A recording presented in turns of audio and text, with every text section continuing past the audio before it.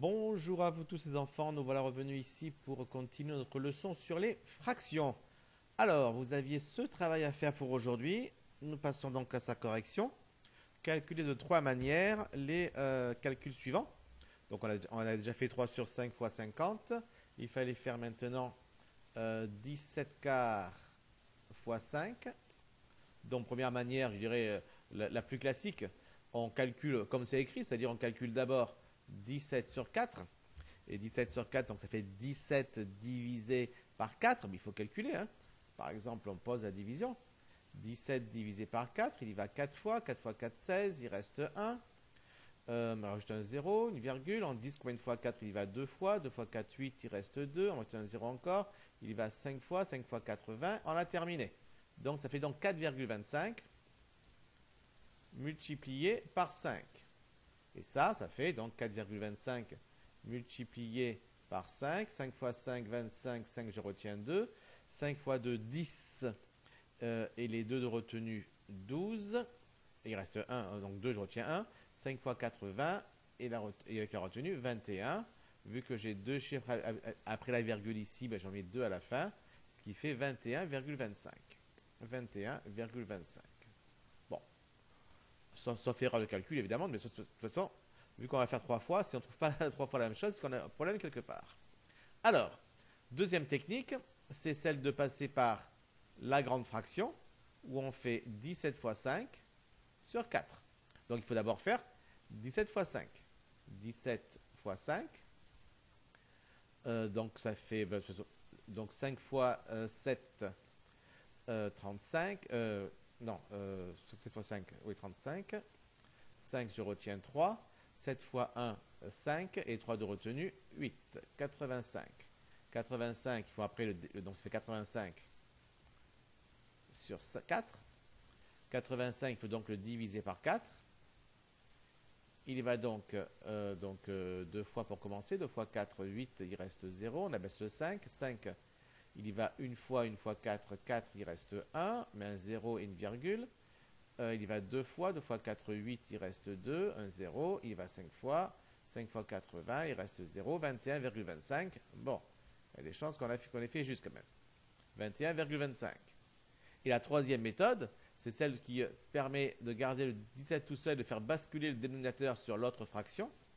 Donc là, on va d'abord devoir calculer le 5 fois 4. On va donc faire 17 fois ce résultat-là, cette division-là. Donc on fait donc 5 divisé par 4. Il y va une fois 4, 4, il reste 1. On met un 0, une virgule.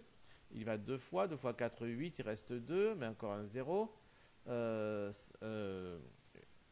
vais faire ça 5 fois.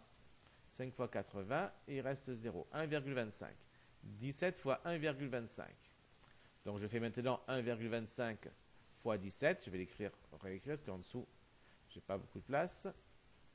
Alors 7 fois 5, 35. 7 fois 2, 14. Et les 3 de retenue, ça fait donc 17. On retient 1. 7 fois 1, 7. Avec la retenue, ça fait 8. On met un petit espacement. Donc 1 fois 5, ça fait 5. 1 fois 2, ça fait 2. 1 fois 1, ça fait 1, évidemment. Je fais mon addition. 5. 7 et 5, ça fait 12. 2, je retiens 1. 8 et 2, 10. Et la retenue, 11. En 1, je retiens 1. Et 1, la retenue, ça fait 2. 2125. Comme il y a deux chiffres après la virgule ici, j'en mets 2 ici aussi. Et ça me fait aussi 21,25. Et voilà. J'ai donc bien calculé de trois manières différentes la même chose. Et bien sûr, évidemment, je trouve à chaque fois le même résultat. Après, on avait à faire 27 sur 8 fois 6. Alors là, ben pareil. Hein. Première méthode, ben on calcule d'abord 27 sur 8. 27 divisé par 8. Donc, il va 3 fois. 3 fois 8, 24. Il reste donc 3. Je mets un 0 et une virgule. En 30, combien de fois 8 ben, il va encore 3 fois. 3 fois 8, ça fait toujours 24. Il reste 0. Il reste 6, pardon. Donc que je continue avec un 0 en 60, ben, il va y aller 7 fois. 7 fois 8, 56. Il reste 4. Je mets un 0. Et 40 combien de fois 8, 5 fois. 5 fois 8, 40. Il reste 0. 3,375. Et ça, il faut le multiplier par 6. 6 fois 5, 30. 0, je retiens 3. 6 fois 7, 42. Et les 3 de retenue, 45. 5, on retient 4. 6 fois 3, 18. Et les 4, 22. On retient 2. 6 fois 3, 18 encore. Mais avec les 2 de retenue, ça fait 20 maintenant. Comme j'ai 3 chiffres après la virgule ici, j'en mets 3 ici, ce qui fait 20,250. Ce qui, bien sûr, s'écrit 20,25. Par contre, j'aurais dû laisser le résultat quand même ici, 3,375 fois 6, ce qui fait donc 20,25. Deuxième méthode, je commence par la multiplication, 27 fois 6, et c'est le résultat de cette multiplication, donc le produit que je diviserai par 8. Donc là, je dois donc faire 27 fois 6, 6 fois 7, 42, 2 en retient 4, 6 fois 2, 12, et les 4, ça fait 16. Donc 162. Donc 162 sur 8. Je vais donc maintenant faire 162 divisé par 8. Alors en 16, combien de fois 8? Il va donc 2 fois. 2 fois 8, 16 évidemment. Il reste 0. On abaisse le 2. En 2, combien de fois 8? 0 fois. 0 fois 8, 0. Il reste toujours 2. On met un 0 et une virgule. En 20, combien de fois 8? 2 fois. 2 fois 8, 16. Et il reste 4. On met encore un 0. Là, il y va 5 fois. 5 fois 8, 40. Et c'est terminé. 20,25. Très bien. Troisième méthode, celle qui donc garde le 27 tout seul et on le multiplie par 6 sur 8. Égal. Donc on va donc calculer ici 6 sur 8. Remarquez qu'on pourrait également remarquer que 6 sur 8, c'est 3 sur 4. Si on simplifiait par 2, et donc faire la division 3 sur 4 à la place. Hein. Enfin, là, on va faire la chose sans trop réfléchir. Directement 6 sur 8. Donc il y va évidemment 0 fois ici. 0 fois 8, 0, il reste 6. On met un 0 et une virgule. En 60, combien de fois 8? Il va y aller 7 fois. 7 fois 8, 56. Il reste 4. On met encore donc un 0. Il va 5 fois. 5 fois 8, 40. Il reste 0. On obtient donc 0,75. Donc 27 fois 0,75. Et ce 0,75, on va donc le multiplier par 27. On va commencer par là, donc par le 7. 7 fois 5, 35. 5, on retient 3. 7 fois 7, 49. Et les 3, ça fait 52. On retient 5. 5 fois 0, 7 fois 0, 0. Avec les 5, ça fait 5. On met un petit point de séparation. 2 fois 5, 10, 0, on retient 1. 2 fois 7, 14. Avec la retenue, ça fait 15. 2 fois 0, 0. Avec la retenue, ça fait 1. Je fais donc mon addition. 5, 2, 10. Dans 0, on retient 1 et 2. Comme j'ai 2 chiffres après la virgule, j'en mets 2 ici aussi. Ce qui me fait encore 20,25. Donc, vous voyez, dans les trois manières, eh bien, on a été capable d'arriver au résultat. Alors, parfois avec des calculs plus ou moins simples. Hein. Il y a des fois, c'est plus simple, c'est plus simple de faire la première, la deuxième ou la troisième méthode. Après c'est au choix de chacun. D'accord? Alors, continuons avec un petit problème. Un carnet. Un carnet pèse 60 grammes. Combien pèse le tiers de ce carnet? Et ensuite, combien pèsent les 2 tiers de ce carnet? Allez, je vous laisse mettre en pause la vidéo, essayer de faire ce petit problème et revenir après pour la correction. Alors, donc vous avez mis en pause, vous êtes maintenant prêt à regarder la correction. Combien pèse le tiers de ce carnet? Là encore, si vous n'avez pas réussi, regardez juste le minimum de la correction dont vous avez besoin et après vous mettez en pause et vous continuez. Hein. C'est ce qu'il y a de plus efficace. Alors, on cherche ici le tiers du carnet. Alors, le tiers du carnet, qu'est-ce que c'est? Ça pèse combien? C'est le tiers, c'est la fraction 1 tiers. Puis j'ai le mot du ici. Rappelez-vous, le mot du, ça se traduit par quelle opération? Du, c'est la contraction de 2 le, c'est le tiers de le carnet. Et donc le 2, ça se traduit par multiplier. 1 tiers multiplié. Le carnet, Alors le carnet, ce qui nous intéresse, nous, parce qu'on cherche combien ça pèse, on ne s'intéresse pas à sa longueur, sa largeur, son épaisseur, sa couleur ou autre. Non, on s'intéresse seulement à sa masse, à son poids, à ses 60 grammes. Donc le tiers du carnet pèse 1 tiers fois 60. D'accord? Je vais donc devoir calculer tout simplement 1 tiers fois 60. De la méthode que je veux. D'accord? La première, la deuxième ou la troisième. Mais regardons si je fais avec la première technique. Qu'est-ce qui va se passer? Eh bien, je vais donc devoir d'abord calculer 1 sur 3. Donc je prends ici 1 divisé par 3. Il va donc 0 fois 3, 0, il reste 1, je mets un 0, une virgule. 10 combien de fois 3, il y va 3 fois 3, 9, il reste 1. Ah oui, regardez, il reste 1, il est déjà resté 1 ici. Ça veut dire que j'ai une boucle. Ça veut dire qu'ici, est-ce que je vais pouvoir écrire le résultat de cette division? Mais non, parce que je ne peux pas écrire 0,3, je ne peux pas non plus écrire 0,33. Il faudrait une infinité de 3. J'aurais jamais fini. On arrive là dans un cas où une des méthodes ne fonctionne pas. Je suis bloqué. Par contre, regardez, si je fais avec la deuxième méthode, je fais 1 fois 60 sur 3. 1 fois 60, bon, ça fait 60, ça n'est pas de problème. Et donc la seule division que j'ai à faire, c'est 60 sur 3. 60 divisé par 3. Et là, 6 combien de fois 3, il y va 2 fois. 2 fois 3, 6, il reste 0. Je vais mettre un 0. En 0 combien de fois 3, il va 0 fois. 0 fois 3, 0. Il reste 0. C'est terminé. Et ça me fait donc 20 grammes. Vous avez vu? Ici, selon la méthode que je voulais choisir, la première ou la deuxième, eh bien la première ne me permettait pas d'arriver au résultat. La deuxième, elle, me permettait d'arriver au résultat. Donc, c'est vrai qu'on a le choix entre ces trois techniques. Mais quand il s'agit de faire les calculs à la main, ben parfois, il y a une technique qui ne fonctionne pas, qui ne permet pas, parce qu'en fait, elle n'utilise pas les nombres décimaux. Et si on a besoin de diviser, de poser des divisions, on a besoin de nombres décimaux. D'accord? On aurait pu évidemment faire également avec la troisième méthode, ça aurait été pareil. On aurait écrit 1 fois 60 sur 3. Bon, finalement, on aurait eu la même chose. 1 fois 60 sur 3, ça aurait fait également 20. Et 1 fois 20, ça fait évidemment 20. On aurait également trouvé 20 grammes. D'accord? Alors, si vous n'avez pas réussi à faire le premier, ben, mettez en pause à nouveau et faites le deuxième. Combien pèsent les 2 tiers de ce carnet? Alors, combien pèsent les 2 tiers de ce carnet? Eh bien, on va faire ici les 2 tiers de ce carnet pèsent.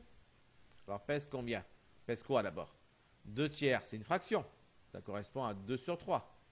Le 2, ce carnet, là, on voit bien le 2 là. D'accord? Le 2 qui signifie multiplier. Et ce carnet, toujours pareil, on va s'intéresser. On va s'intéresser à quoi? On va s'intéresser à son poids, à sa masse, à ses 60 grammes. Donc, c'est 2 tiers fois 60 que j'ai à calculer. Ben là encore, si je veux essayer de faire la première technique, 2 sur 3, donc 2 divisé par 3, ça va me faire 0 fois, 0 il reste 2, un 0, une virgule, 20 combien de fois 3, il y va donc 6 fois, 6 fois 3, 18, il reste 2, et je me retrouve encore avec une boucle. Et donc je suis bloqué. Donc je n'ai pas le choix, je suis obligé de passer à la deuxième ou à la troisième méthode, au choix. D'accord? 2 fois 60 sur 3. 2 fois 60, je sais, ça fait 120. Donc 120 sur 3. Et 120 sur 3, ça fait 120 divisé par 3. Je ne vais pas la poser. Ça fait évidemment 40 grammes. D'accord? Ou alors, je passe directement par la troisième technique, qui donc fait basculer le 3 de l'autre côté. Ça me fait 2 fois 60 sur 3. 60 sur 3, donc 2 fois... 60 sur 3, on a déjà calculé, c'était 20. Et 2 fois 20, ça fait évidemment 40 grammes. D'accord? Donc, on a le choix encore. Mais ici, puisqu'on devait faire le calcul, je dirais décimal, eh bien, on ne pouvait pas utiliser la première technique. Voilà pourquoi en fait il y a 3 techniques. Mais voilà, plutôt, voilà pourquoi c'est bon qu'il y ait 3 techniques. Parce que lorsqu'une ne va pas fonctionner, on va pouvoir se replier sur une autre. D'accord? Allez, passons à un exercice où vous allez devoir calculer astucieusement des choses. Regardez, on va faire le A ensemble, vous ferez les autres tout seul. Le A. Quelle méthode est la plus astucieuse pour effectuer le calcul 3 sur 4 fois 16? Regardez, je dois calculer 3 sur 4 fois 16. J'ai plusieurs techniques pour ça. Je vais d'abord faire la première technique, 3 fois 4, 3 sur 4. Bon, déjà, ce n'est pas évident à calculer. Il faut que je pose la division. Bon, je peux la poser. Je vais trouver 0,75. Et après, il faut que je fasse 0,75 fois 16. Voilà, il n'y a pas le choix. Il va vraiment falloir que je pose la division, la multiplication. Ou alors, je fais 3 fois 16, le tout sur 4. 3 fois 16, ça fait combien? Ce serait plus simple si je posais la multiplication. Ou alors, je fais la troisième méthode, qui serait donc de faire 3 fois 16 sur 4. D'accord? Mais comme 16 est dans la table de 4, 16 sur 4, c'est enfantin à faire. Ça fait 4. 4 fois 4, ça fait 16. Donc ça me fait 3 fois 4. Et 3 fois 4, ça fait 12. Donc vous voyez? Donc là, ce qu'on vous demande de faire, c'est de, parmi les 3 manières de faire, quelle est celle qui vous fait faire, je dirais, le moins de calculs, le plus de calculs de tête, le plus de facilité pour trouver les résultats. D'accord? Voilà. Donc, dans le petit b, donc sans calculatrice, donc pour vous forcer justement soit à poser, soit à faire de tête, ben vous allez choisir la technique qui est la plus efficace pour faire ces 6 calculs-là. Allez, vous mettez en pause, vous faites l'exercice et on se retrouve juste après. Alors, exercice 16. 21 sur 3 fois 5. Quelle était la meilleure méthode pour arriver à faire ceci? Eh bien ici, c'était évidemment de garder les choses telles qu'elles sont. Pourquoi? Parce que 21 est dans la table de 3. 21 sur 3, ça se calcule très facilement. 21 sur 3, c'est 7. Donc j'obtiens 7 fois 5, et ça fait 35. D'accord? Le suivant, 18 sur 7 fois 14. Là, 18 n'est clairement pas dans la table de 7. Par contre, 14, oui. Ce qui veut dire que si je mets le 7 sous le 14, eh bien, cette fraction-là, elle est enfantine. Ça fait 18 fois 17 divisé par 7, ben c'est 2, parce que 2 fois 7, 14. Ce qui fait un total de 36. D'accord? Ensuite, 8 sur 16 fois 4,28. Alors là, c'est un peu plus difficile tout de même. En effet, 8 n'est pas dans la table de 16 et 4,28 non plus. Par contre, si 8 n'est pas dans la table de 16, 16 est dans la table de 8. Et ça va un peu nous aider. En effet, 16 divisé par 8, ça serait facile, ça ferait 2. D'accord? Donc, faire x2 serait prendre le double. Eh bien, 8 divisé par 16, ben, ça ne fait pas 2, mais ça fait 0,5. C'est-à-dire prendre la moitié. C'est 0,5 multiplié par 4,28. Mais multiplié par 0,5, c'est prendre la moitié. C'est exactement ça, c'est prendre la moitié. Et la moitié de 4,28, ça fait tout simplement, la moitié de 4 c'est 2, la moitié de 28 c'est 14. Donc ça fait 2,14. Vous voyez? Donc, il faut bien penser à ça, hein, parce que c'est facile lorsqu'on a 16 divisé par 8, ça fait 2. Mais il faut savoir que dans ce cas-là, 8 divisé par 16, ça fait 0,5. 0,5, c'est la moitié. C'est le nombre qui correspond à la moitié. La moitié de 1, c'est 0,5. D'accord? Et après, donc, à la place de poser réellement 0,5 fois 4,28, on se dit, ben, je cherche la moitié de 4,28. Et ça, je pense que tout le monde peut y arriver. D'accord? Allez, on revient sur un truc un peu plus facile. 35 sur 4 multiplié par 12. Alors là, on a quoi? Eh bien, on a 35 qui n'est pas dans la table de 4, mais 12 dans la table de 4. Donc, je vais faire 35 fois 12 sur 4. Ce qui me fait donc 35 fois 12 sur 4. C'est facile à calculer, puisque 12 est dans la table de 4, ça fait 3. 3 fois 4, ça fait 12. J'ai plus qu'à faire 35 fois 3. Bon, 35 fois 3, c'est un peu plus dur à faire de tête que ce qu'on a pu avoir auparavant, mais enfin, ça se fait. 35 fois 3, on fait 30 fois 3, 90, 3 fois 5, 15, 90 plus 15, ça fait 105. Alors un peu plus compliqué également, 3,4 fois 5 sur 17. Bon, 5 n'est pas dans la table de 17, 3,4 non plus, mais par contre 34, oui. 34 est dans la table de 17. C'est-à-dire que si je n'avais pas 3,4, mais si j'avais 34, je saurais plutôt très facilement faire 34 divisé par 7. Ça ferait combien 34 divisé par 7? Ça ferait 2. 34 divisé par 17. Je ne sais pas si j'ai 17 tout à l'heure, j'ai l'impression. C'est 17. Hein. 34 divisé par 17, ça fait combien? Ça fait 2. Mais je n'ai pas 34, moi, j'ai juste un dixième de 34. 3,4, c'est un dixième de 34. Eh bien, si avec 34, j'allais obtenir 2, bien avec un dixième de 34, je vais obtenir un dixième de 2. Et c'est quoi un dixième de 2? C'est 0,2, tout simplement. D'accord?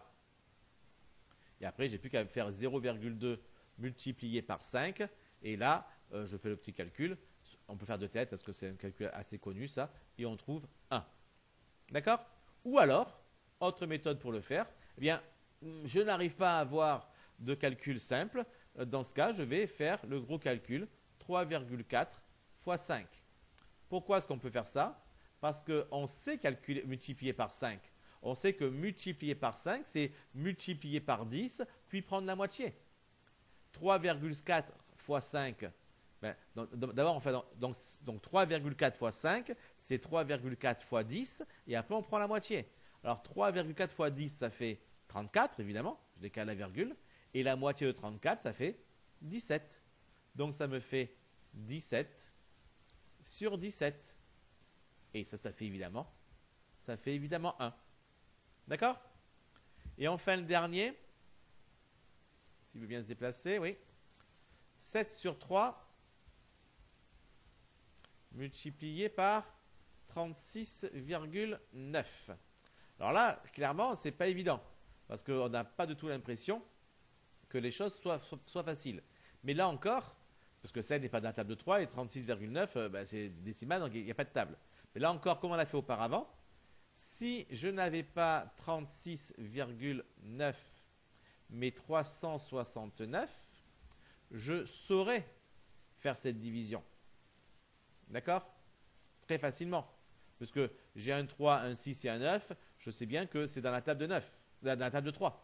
C'est aussi dans la table de 9 d'ailleurs, mais c'est dans la table de 3. Là, le 3 plus 6 plus 9, ça fait 18, c'est dans la table de 9, dans la table de 3, et donc 369 aussi. Et bien, tout simplement, puisque c'est le cas, je peux la faire à division. Les choses vont se faire très facilement, regardez. Le 3 ici, divisé par 3, ça va faire 1, il n'y a même pas de reste. Le 6 ici, divisé par 3, ça va faire 2, il n'y a même pas de reste, il y a la virgule. Et le 9 ici, divisé par 3, ça va faire 3. Ainsi, 36,9 divisé par 3, ça va faire 12,3. Voilà, après, pour le reste, tant pis, il va bien falloir poser un petit peu quelques opérations. 12,3 fois 7. 7 fois 3, 21. 1, on retient 2. 7 fois 2, 14. Et les 2 de retenue, 16. On retient 1. 7 fois 1, 7. Et la retenue, 8. Ce qui fait donc 86,1. D'accord? Voilà, on a donc fini pour aujourd'hui. Retravaillez bien ça, surtout si vous avez eu un petit peu de mal à faire ces différents calculs. Refaites les exercices sans regarder les corrections.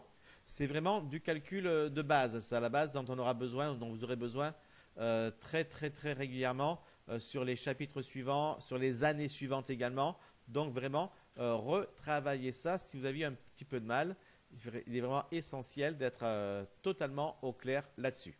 En attendant, bonne journée à tous et puis à très vite pour la suite du chapitre.